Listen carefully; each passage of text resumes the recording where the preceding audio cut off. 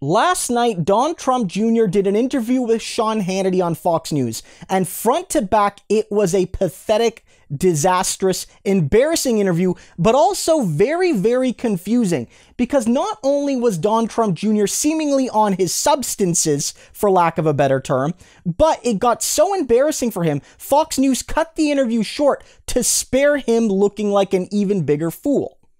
He wouldn't have given them, I've read, $65 billion in U.S. equipment. Competence. It's literally like the most Biden thing ever. It's like you spoke about earlier in your monologue with Bo Bergdahl. Let's trade 4 terrorists for a deserter, for a traitor. That's like the most Obama-Biden Democrat trade ever. This is the next iteration of that. It's the continuation of Joe Biden's America Last policy.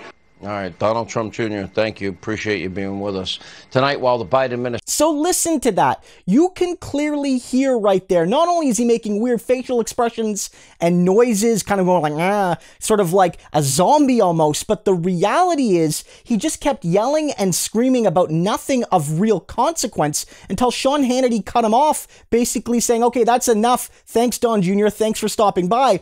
Really making it look like, you know, this was just awful, and it's embarrassing for him, and it's embarrassing for his dad, and it's embarrassing for us, Fox News, for actually hosting it. Let's cut our losses and move on to the next thing. That's really what it seems like. And let's be clear, this is a Trump child doing an interview on Fox News. It is not a hardball interview with tough questions that are difficult to answer. A journalist literally said, Hannity's first question was, Donald Trump Jr., what would your dad do? So all this really is Eric and Don Jr. and all the other Trumps, when they're willing, they go on to Fox News to basically say, my daddy would have done this and my daddy would have done it better, or he would have never done that, or if he would have made a mistake, he would have fixed it, or my dad would have never done this sort of thing, blah, blah, blah. It's very much just PR for Donald Trump Sr., and he couldn't even make that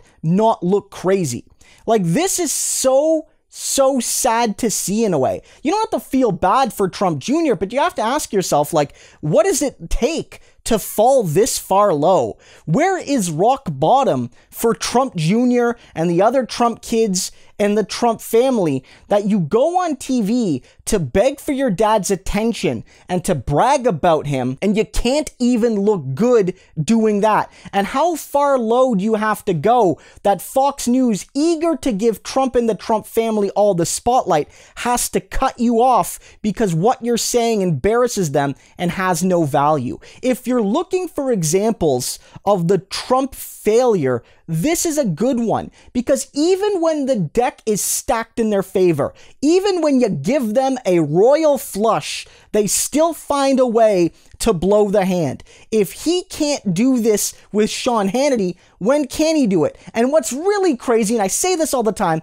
this guy is a front runner in 2024. If Daddy doesn't run, this guy is a front runner. And I'm not saying that's a good thing, obviously, and I'm not even saying he can't win. The Republican Party is so broken, even this dum-dum could be their leader. How pathetic is that?